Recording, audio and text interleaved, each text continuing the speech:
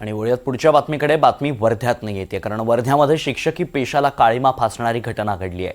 शिक्षकाकडून विद्यार्थिनीसोबत अयोग्य वर्तन घडलंय। शाळेच्या तक्रार पेटीतून हा सगळा प्रकार उघडकीस आलाय।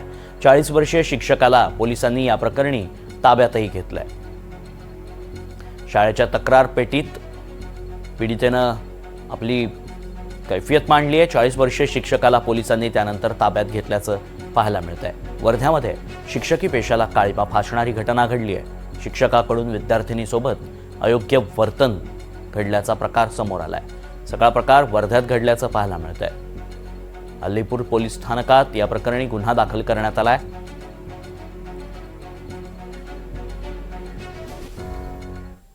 धनगर समाजाची बीडमध्ये एसटी प्रवर्गातील आरक्षणासाठी बैठक पार पडली आहे आणि त्यानंतर आता उद्या मुंबईच्या दिशेने धनगर कार्यकर्ते हे रवाना होतील।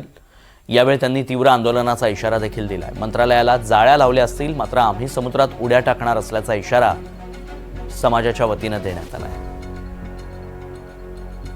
एकच निर्णय झाला की प्रत्येक गावागावातून तळागाळातून आज पूर्ण समाज ताकदीने दीपक भाऊच्या पाठीमागे पूर्ण ताकदीने आज मुंबईमध्ये निघणार आहे। उद्याचा रविवार आहे। उद्याच्या रविवारी आम्ही संध्याकाळपर्यंत सगळं ताकदीने निघतो, जेणेकरून सकाळच्या 9 वाजता आम्ही पूर्ण एक ताकदीने आझाद मैदानावरती पोहोचणार आहेत। आणि मुख्यमंत्र्याला एक संदेश देतो, तुम्ही मंत्रालयाला जाळ्या लावल्या असेल, पण धनगर समाज आल्यानंतर हा समुद्रात उड्या मारणार आहे। त्यामुळे कुठं कुठं तुम्ही प्रोटेक्शन करताल, आणि ही चेतवणी आहे सरकारला, तुम्ही धनगराच्या जीवावर आजपर्यंत सत्ता भोगली, हाच धनगर समाज तुमचं खोटं उपटल्याशिवाय राहणार नाही।